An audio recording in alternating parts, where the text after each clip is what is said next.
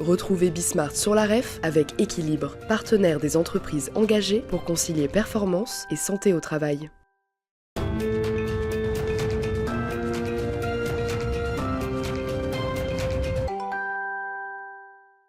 Bonjour à tous, ravi de vous retrouver dans Smart Job, votre émission Emploi RH Management, émission un peu spéciale ici dans les allées de Roland-Garros pour la REF Cru 2025 des dirigeants, des entrepreneurs, des dirigeantes évidemment, pour parler de tous les sujets.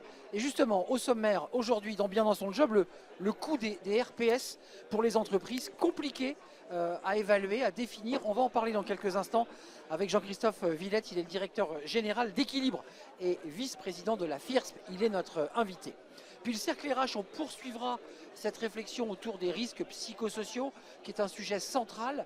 On en parlera dans le cercle RH sur eh bien, le coût, combien ça coûte ces RPS, comment les prévenir. On parlera aussi de prévention et on en parlera avec Bruno Berthet, le président du MEDEF Île-de-France. Il est un peu chez lui aujourd'hui et Jean-Christophe Villette nous accompagnera dans ce débat, directeur général d'Équilibre et vice-président de la FIRSP. Voilà le programme, tout de suite, c'est Bien dans son job.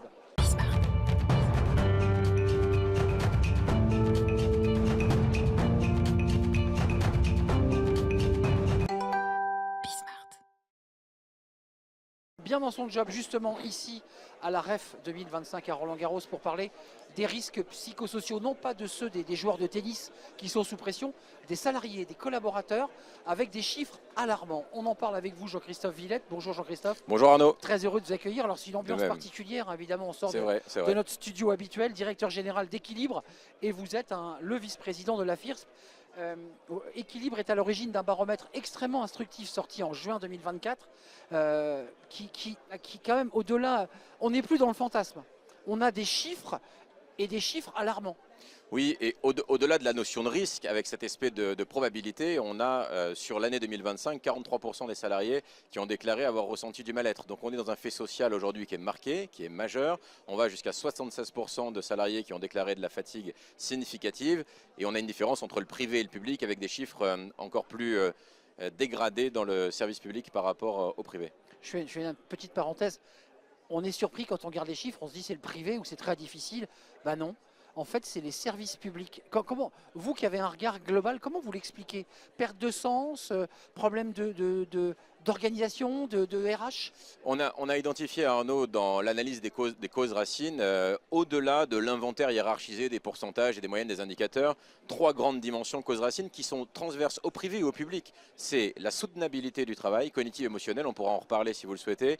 On a la dimension de soutien, les appuis collectifs qui peuvent être apportés aux salariés. Et la troisième, c'est la dimension de sens, de qualité du travail et de sentiment d'utilité ou d'inutilité du travail. À travers ces trois S, soutenabilité, soutien et sens, on a vraiment le noyau dur des causes racines auxquelles il faut s'intéresser, que ce soit dans le privé ou dans le public. Alors il y a des mots qui sont arrivés dans notre vocabulaire depuis quelques mois, quelques années, burn-out, santé mentale, RPS. Jamais ces sujets-là n'ont pris autant de place, j'allais dire, dans les médias, et jamais on a eu des chiffres aussi alarmants. Comment vous expliquez ce paradoxe? Oui, ça n'a jamais pris autant de place et on a des chiffres alarmants pour plusieurs raisons. La première raison, c'est que la mobilisation pour faire face à ces sujets n'est pas adaptée à la hauteur des enjeux. Déjà, il faut être en capacité de pouvoir prendre en compte les enjeux, il faut être en capacité d'avoir des indicateurs de retour sur investissement qui sont défaillants aujourd'hui ou qui sont inexistants. Le coût direct, les coûts cachés, c'est extrêmement compliqué à mesurer. Alors on a quand même des données aujourd'hui sur lesquelles on peut s'appuyer, notamment l'Institut Sapiens qui avait mis en avant 108 milliards en lien avec l'absentéisme. Mais l'absentéisme, les risques psychosociaux, c'est pas tout à fait la même chose. Donc il faut pouvoir définir de quoi on parle et travailler sur la définition précise des indicateurs qu'on souhaite mesurer. Mais vous qui accompagnez les entreprises, vous qui travaillez sur ce sujet avec, je dirais, d'une manière presque scientifique, est-ce que vous avez le sentiment que les COMEX ont bien pris l'ampleur du danger? Pas suffisamment. Alors, est-ce que les COMEX vont intégrer la prise en compte de ce sujet? Oui, mais aujourd'hui, on a besoin de dépasser la sphère RH, on a besoin d'intégrer les discussions sur la prévention des risques, mais j'ai envie d'aller au-delà, sur la santé organisationnelle, sur celle qui, à un moment donné, peut atteindre le capital immatériels ou les capitaux immatériels de l'entreprise. Et ça ne peut être qu'un sujet RH. Les RH ne peuvent le résoudre seuls. Et j'ai envie de m'adresser d'abord aux dirigeants aujourd'hui sur la prise en compte de ce sujet et sur passer d'une démarche de prévention des risques à une démarche stratégique de santé organisationnelle. Donc vous franchissez une étape supplémentaire. Est-ce qu'il n'y a pas aussi un enjeu managérial? Est-ce que les managers n'ont pas un rôle à jouer? On voit aujourd'hui des études qui montrent des Français qui disent je veux quitter l'entreprise pour devenir indépendant parce que je ne supporte plus mon manager, parce que la pression est trop forte dans l'entreprise. Oui, on peut faire aussi référence au rapport IGAS qui mettait en avant les difficultés du management à la française. Maintenant, les managers, dans les résultats du baromètre, sont aussi les plus concernés par la dégradation des indicateurs en termes de mal-être, en termes de Il ne faut santé. pas leur jeter la pierre, eux aussi sont sous pression. Il faut, un, comprendre leur activité, deux, les aider et pouvoir orienter des formations managériales qui reposent sur la réponse aux causes racines.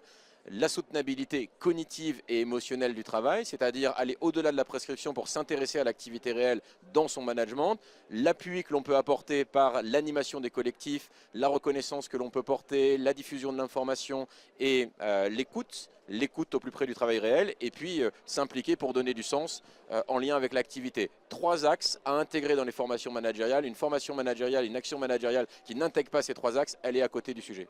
Et tiens, si on en débattait avec le président du avec MEDEF grand plaisir. Île-de-France, ça c'est un sujet intéressant, c'est le cercle RH, c'est le débat de Smart Job, justement pour rester sur ces enjeux RPS, risques psychosociaux, je dirais des manques de sommeil et la fatigue en allant jusqu'au burn-out, parfois même jusqu'au suicide, qui sont des sujets évidemment centraux. On en parle tout de suite, c'est le cercle RH, le débat de Smart Job.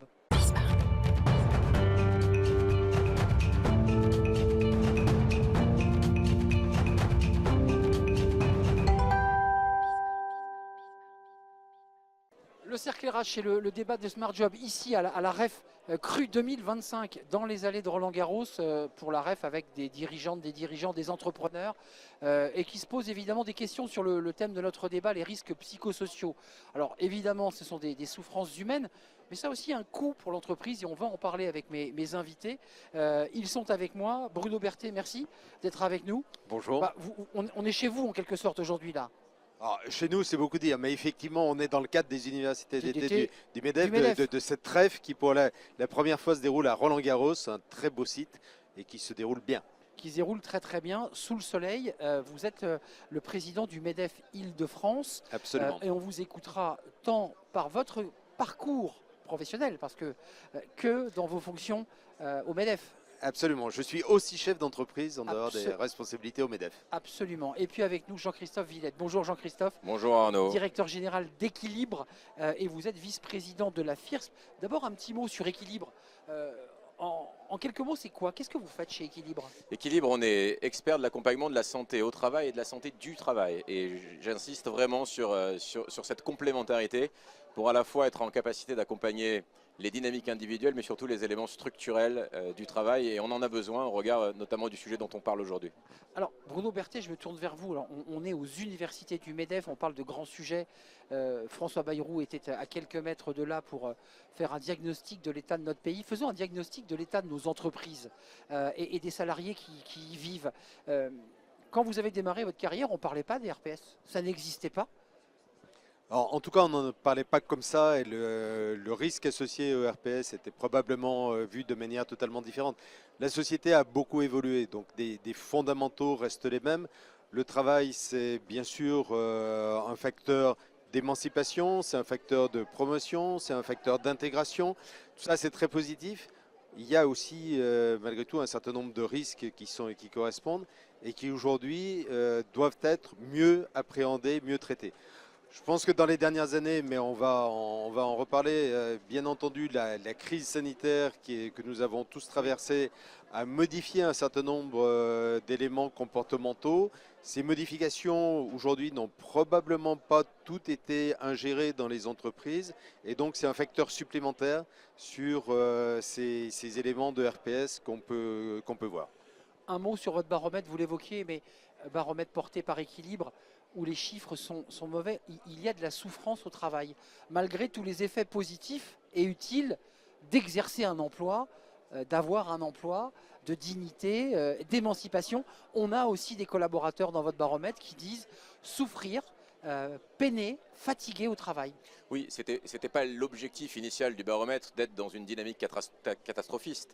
C'était pas ce sujet-là. Le sujet était de pouvoir constater si le paradoxe que l'on constate chez nos clients, sur le terrain, dans les échanges, c'est-à-dire globalement le sentiment à travers des indicateurs très macro de satisfaction que globalement ça va plutôt bien, et en réalité ne pas comprendre un certain nombre de problématiques sur l'attractivité, sur les conflits au sein de l'organisation du climat social et des difficultés globales de management.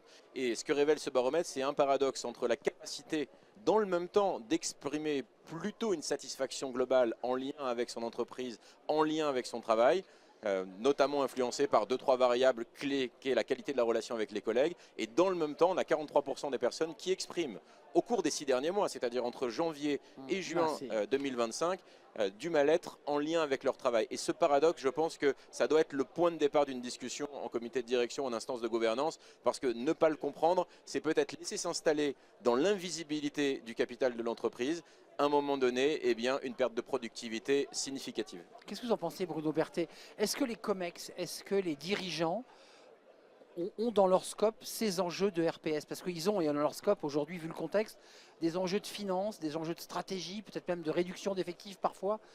Est-ce qu'ils ont bien intégré que les RPS étaient une clé aussi de productivité et de maintien de leurs collaborateurs? C'est une excellente question qui, bien sûr, n'a pas de réponse univoque. Ça dépendra beaucoup des entreprises, de la culture d'entreprise et aussi des individus qui composent le COMEX. Donc il n'y a pas de réponse unique. Néanmoins, je crois que la perception de l'importance de ces sujets aujourd'hui fait jour. Parce qu'il y a effectivement un sujet de RPS au sein de beaucoup d'entreprises. Des RPS qui sont liés à l'entreprise, mais également d'importation de sujets externes à l'entreprise au travers des salariés. Le climat actuel, par exemple, peut contribuer à accentuer un mal-être. Le climat anxiogène un peu généralisé, lié à une situation géostratégique, lié à différents sujets politiques, en fait, sont importés au sein de l'entreprise. Les Français font, et ça c'est très positif, de plus en plus confiance à l'entreprise, souvent à leur cadre, pour les accompagner sur beaucoup de facteurs. Et finalement, dans la plupart des cas, ils n'ont plus beaucoup d'autres endroits en dehors de l'entreprise pour déverser des mal-être qui peuvent s'accumuler. Je ne suis pas en train de dire que le travail lui-même, l'entreprise, ne peut pas générer des facteurs supplémentaires. Ce que je dis, c'est qu'en fait, au sein de l'entreprise, c'est le point d'accumulation où doit être traité le sujet des RPS, parce que c'est là qu'on peut trouver des solutions, ou à défaut de solutions, du moins des facteurs d'accompagnement. Ce qui est important pour l'entreprise, on y revient, c'est qu'il ne faut surtout pas sous-estimer l'impact potentiel, les aspects négatifs, y compris en termes de valorisation financière, que peuvent entretenir. Parlons des coûts. C'est souvent un peu flou cette question des coûts liés au RPS. Le coût le plus évident, c'est l'absentéisme. Et on voit d'ailleurs un niveau d'absentéisme qui, ces derniers mois, a progressé. Arrêt maladie de courte durée ou des arrêts maladie de très longue durée. Oui, alors c'est surtout la progression des arrêts maladie de longue durée et en moyenne par rapport au nombre de jours d'absence par an, c'est une augmentation sur les dernières années de 10 jours en moyenne. Donc c'est l'indicateur d'une tendance qui nous dit que les choses ne vont pas en s'améliorant. Ouais, si vous le permettez, sur les coûts, on a aujourd'hui des études françaises, des études internationales qui font la démonstration plutôt rigoureuse parmi beaucoup d'autres que les coûts indirects à minima représenterait 3 fois les coûts directs. On arrive à 108 milliards d'euros en France sur le coût de l'absentéisme en coût direct et en coût indirect. C'est le budget de l'éducation nationale, c'est 4 fois le budget de la justice. C'est loin d'être neutre en termes de productivité, de recherche de productivité. Et je voulais revenir sur, si vous me le permettez, juste avant, les comités de direction, je pense, et permettez-moi ça, en tout cas pour ceux que je rencontre, sont bons élèves selon ce qu'on est en capacité de leur proposer. Et mon diagnostic aujourd'hui, c'est que dans la proposition de valeur pour faire face à ces phénomènes complexes que sont les risques psychosociaux et la façon dont ils sont en train de s'affuser dans l'organisation, on manque de propositions à la hauteur des enjeux. On est, à mon avis, aujourd'hui, dans un déficit des mesures de prévention, non pas par absence de volonté d'y aller, mais dans une application assez scolaire, assez technique, d'une réponse qu'il faudrait différente. Et quand je pose la question dans le baromètre. J'ai un quart des salariés qui disent ne pas avoir été formés uniquement aux risques psychosociaux. J'ai la moitié des salariés qui pensent que leur entreprise n'agit pas concrètement, mais il faut donner plus de sens à la mise en mouvement et notamment apporter des indicateurs complémentaires aux indicateurs de climat sociaux en indiquant des éléments financiers en lien avec l'absentéisme, en lien avec la TMP, en lien avec le turnover. Et ça, ça nécessite de mettre toutes les instances dirigeantes autour de la table. Sans pointer du doigt, alors que vous nous invitez ici à la REF, je dirais le management à la française qui est souvent pointé et opposé au management du Nord, au Danemark notamment. Est-ce qu'on a un problème dans la manière de manager nos équipes et qui pourrait être une des raisons, parce qu'on cherche à comprendre de ces salariés qui sont en mal-être, pour ne pas dire en très grande souffrance. Alors, je ne sais pas s'il y a un biais culturel et je ne sais pas si les études internationales, les comparaisons auxquelles vous faisiez allusion font ressortir un certain nombre de points. Et ça m'intéresse effectivement d'avoir votre point de vue. Je ne peux que rajouter effectivement que pour un COMEX, traiter un sujet qui n'a pas de solution ou en tout cas sur lesquels on ne voit pas comment améliorer la situation, c'est quasiment infaisable. La logique Shadok veut que s'il n'y a pas de solution, c'est qu'il n'y a pas de problème. Et dans certains cas, les RPS, ça peut être un peu ça. Ça c'est terrible ce qu'on entend parce que oui, mais c'est important on parce met que sous le tapis parce qu'en fait globalement on ne sait pas trop comment le prendre, hop on le glisse sous le tapis. Mais je reviens sur ce que je disais, il y a un vrai sujet de trouver l'alignement pour s'adresser au COMEX. Étape 1, les éléments fondamentaux académiques que l'on connaît, c'est-à-dire mettre en place un diagnostic adapté, mobiliser la gouvernance autour d'une politique sur le sujet, former à minima sur les fondamentaux, les managers sensibilisés. Mais une fois, donc déjà, on peut faire le bilan de ces pratiques fondamentales et des pratiques de conformité listées dans le Code du travail. Donc j'encourage un audit de fiabilité des mesures à minima qu'on doit mettre en œuvre sur le sujet. Et une fois qu'on en est là, pouvoir aller analyser les causes racines au-delà de ce qui est visible pour pouvoir avoir une mesure de niveau stratégique au regard des impacts dont on est en train de parler. Un diagnostic, une photographie, puis ensuite des mesures adaptées. Est-ce qu'il ne faut pas aller un peu plus loin avant de mettre un feu rouge quand il y a un accident? Est-ce qu'on peut pas prévenir le conducteur, c'est-à-dire faire de la prévention pour éviter l'accident justement? Si, bien sûr, c'est tout l'enjeu, c'est qu'il n'y ait pas d'accident. Ben oui. C'est une question de sécurité, donc la sécurité au travail, ça est présente sur pas mal d'axes différents. Certains axes sont bien traités maintenant, généralement bien traités dans la plupart des entreprises. C'est vrai que cet axe-là est un peu plus immatériel, souvent un peu plus invisible, et donc il y a une évolution culturelle à accompagner.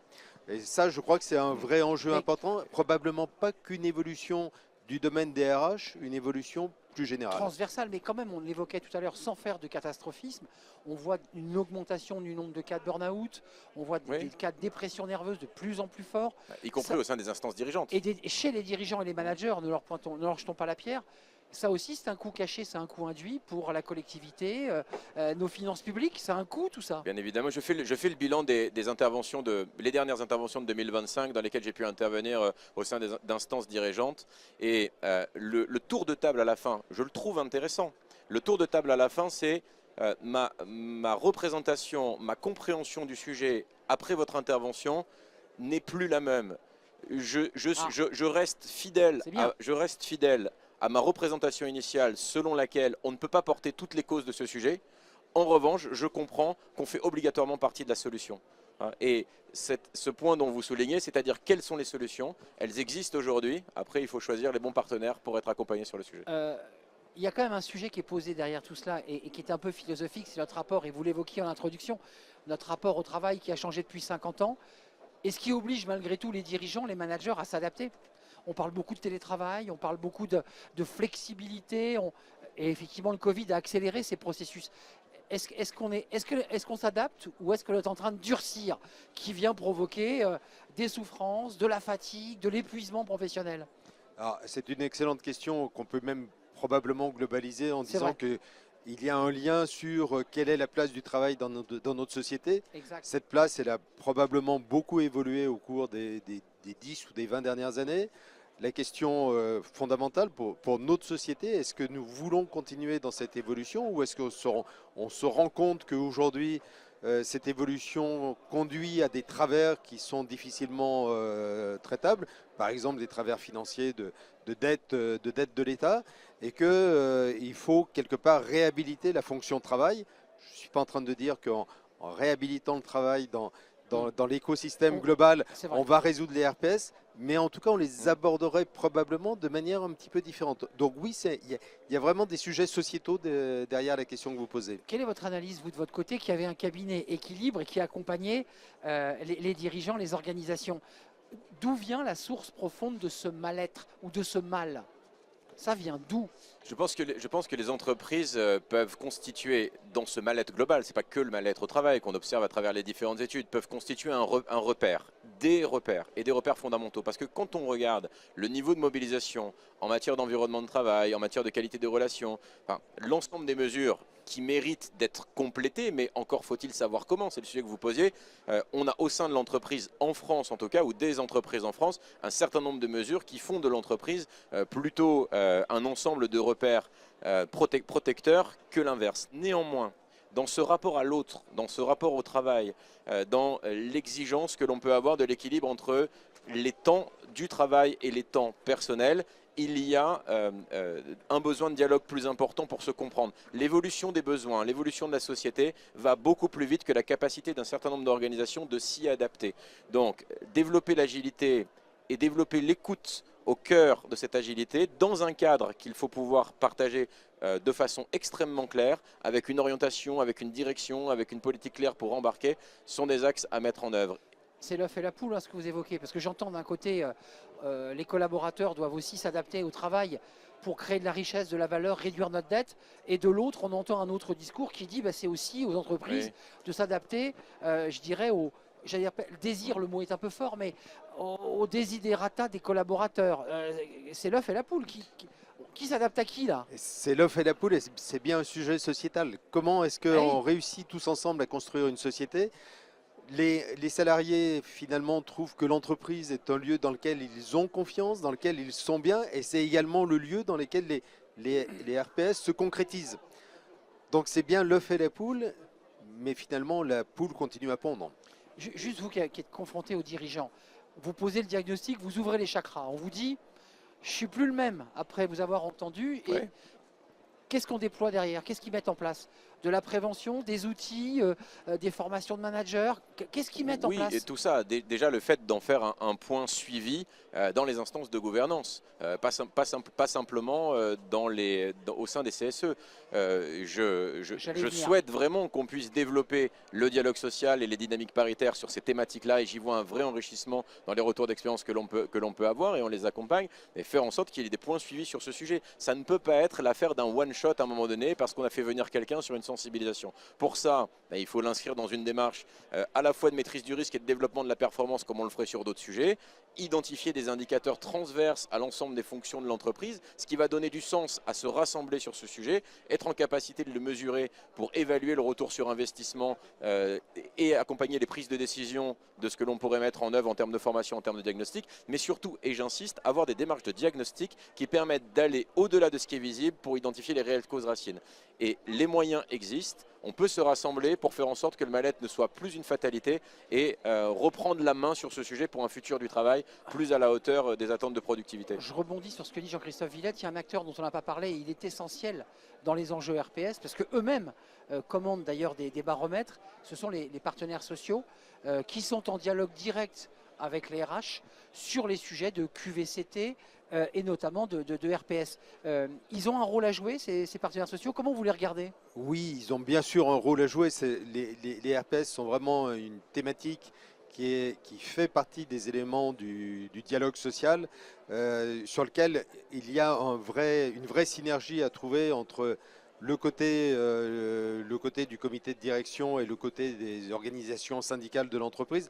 Alors oui, bien sûr, le CSE est un bon lieu. Ce n'est pas non plus le lieu unique où ces sujets doivent être abordés, loin de là. Mais les partenaires sociaux ont un réel atout à jouer. C'est le CSSCT dans lequel les sujets du RPS sont traités, et pas au CSE, puisqu'en fait c'est l'équivalent du CHSCT. Oui, après ça dépend des entreprises, et effectivement le CSE est une globalité. Dans la vôtre, c'est dans le même... C'est un CSE. c'est un C'est CSE un qui CSE. gère ces sujets. Absolument. Et vous, en tant que dirigeant, parce que c'est intéressant, vous représentez le MEDEF, je l'évoquais, j'ai peut-être mal posé ma question au départ. On n'en parlait pas il y a 50 ans ou il y a 45 ans quand vous démarrez votre carrière. Aujourd'hui, c'est un sujet prégnant. Comment vous vous en êtes emparé, vous, en tant qu'être humain et dirigeant?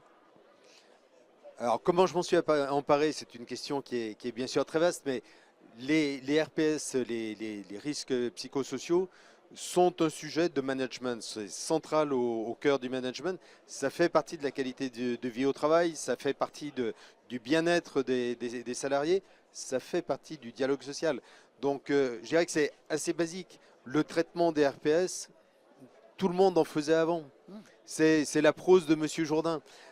Donc aujourd'hui, effectivement, probablement ce qui est nouveau, c'est la manière de les aborder, donc de mieux détecter l'invisible, de mieux pouvoir traiter en amont. Et là-dessus, il y a des marges de progrès, donc il faut utiliser ces marges de progrès. Après, prendre en compte la réalité de ces RPS, l'immense majorité des entreprises le faisaient déjà.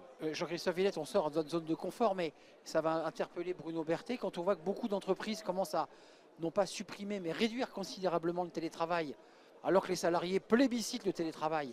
Je pense à la Société Générale, je pense à quelques autres qui ont provoqué d'ailleurs des grèves. On voit quand même que ça se tend malgré tout sur ces sujets. La suppression d'un jour de télétravail ou de 2 jours fériés comme annoncé peut provoquer des risques psychosociaux, non? Oui, alors sur ce sujet, toute prise de décision sur ce sujet qui ne s'appuie pas sur un diagnostic partagé va être l'objet de dynamiques conflictuelles au sein du dialogue social.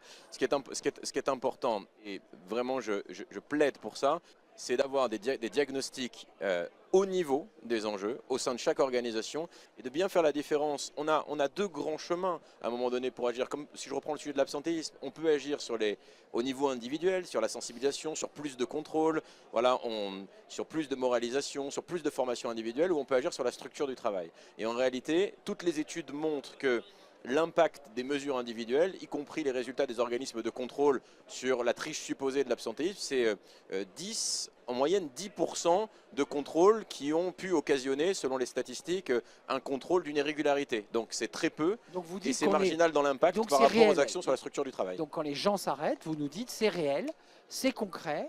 Ils sont en souffrance. Majoritairement, ils sont en souffrance et majoritairement, ils sont en souffrance pour des causes psychosociales. Il y a de la triche, oui, ça existe. Ça reste aujourd'hui marginal. Ça fait partie d'une partie certainement invisible qu'il faut suivre au même titre que d'autres, mais ce n'est pas l'action prioritaire. L'action prioritaire est vraiment de s'intéresser à la capacité dont on peut restructurer le travail et orienter l'organisation pour un impact plus positif. C'est la cloche, l'émission est terminée. Ça, c'est un indicateur sonore. Merci à vous, Jean-Christophe Villette, directeur général d'Équilibre, vice-président de la FIRS. J'indique à nos téléspectateurs qu'on peut consulter votre baromètre sur le site d'Équilibre. Et notre expertise associée, bien sûr. Et l'expertise associée, l'analyse. Merci de nous avoir rendu visite, de nous avoir éclairé. Merci Bruno Berthet de nous avoir accueillis. Merci beaucoup. Je peux me permettre, on est dans votre événement, la REF 2025. Plus que les bienvenus et bientôt la fin de cette REF en attendant la prochaine en 2026. Et réciproquement, vous revenez évidemment quand vous voulez sur le plateau que vous connaissez, le plateau de Bismart, Bismart for Change. Merci à vous deux, messieurs, vice-président, je le précise, et président du MEDEF Île-de-France. Merci à vous, merci de votre fidélité. Il y avait beaucoup de monde et beaucoup de dirigeants qui étaient là. Je vous dis à très très bientôt, évidemment. Merci pour votre fidélité. Retrouvez Bismart sur la REF avec Équilibre, partenaire des entreprises engagées pour concilier performance et santé au travail.